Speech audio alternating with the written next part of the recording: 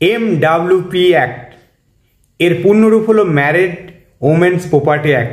1974 সালে এটি ভারতে বিবাহিত মহিলাদের সম্পত্তি এবং আর্থিক সুরক্ষার জন্য একটি পরিণত আইন।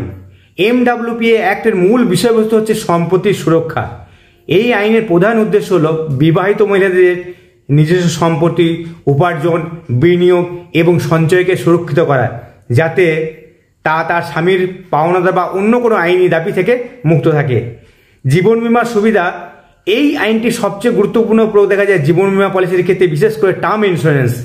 MWP এর ধারা 6 অনুযায়ী কোনো বিবাহিত পুরুষ যদি তার নিজের নামে জীবন বীমা পলিসি কিনে স্ত্রী অথবা সন্তান অথবা স্ত্রী অথবা সন্তান উভয়ের সুবিধার জন্য এটি নেন, তবে সেই পলিসিটি একটি ট্রাস্ট হিসেবে গণ্য হয়।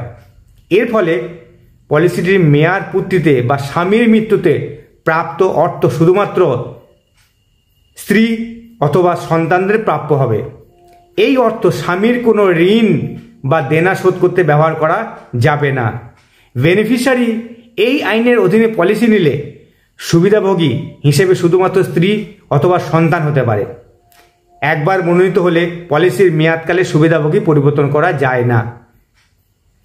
MWP অ্যাক্ট পরিবারকে, বিশেষ করে স্ত্রী ও সন্তানদেরকে স্বামীর অপ্রত্যাশিত মৃত্যু বা আর্থিক সংকটের সময় আর্থিকভাবে সুরক্ষিত রাখার একটি শক্তিশালী আইন ব্যবস্থা। দেখে নিন এর সুবিধাগুলো কী কী আছে। প্রথম সুবিধা হচ্ছে আর্থিক সুরক্ষা। স্বামীর মৃত্যু হলে পলিসি থেকে প্রাপ্ত অর্থ বা ডেথ বেনিফিট শুধুমাত্র স্ত্রী অথবা সন্তানদের কাছেই যাবে। এটি তাদের ভবিষ্যতের আর্থিক প্রয়োজন মেটাতে সাহায্য করবে। 2 নম্বর হচ্ছে ঋণ থেকে মুক্তি।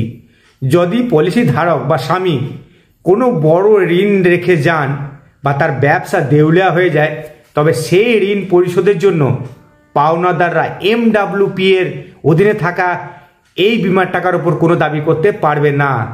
3 নম্বর হচ্ছে ট্রাস্টের সুবিধা। এই আইন অনুযায়ী পলিসিটি স্বয়ংক্রিয়ভাবে একটি ট্রাস্ট হিসেবে তৈরি হয়। ট্রাস্টের টাকা শুধুমাত্র সুবিধাভোগী স্ত্রী অথবা সন্তান পাবেন, অন্য কেউ নয়। ভিডিওটি যদি আপনার কাছে এসে থাকে তাহলে একটি লাইক করবেন আর আপনার সব মতামত নিচে কমেন্ট বক্সে জানাবেন। এইরকম আরও ভিডিও দেখার জন্য চ্যানেলটি সাবস্ক্রাইব করে পাশে থাকুন। সবাই ভালো থাকবেন, সুস্থ থাকবেন এবং দেখা হচ্ছে পরের ভিডিওতে।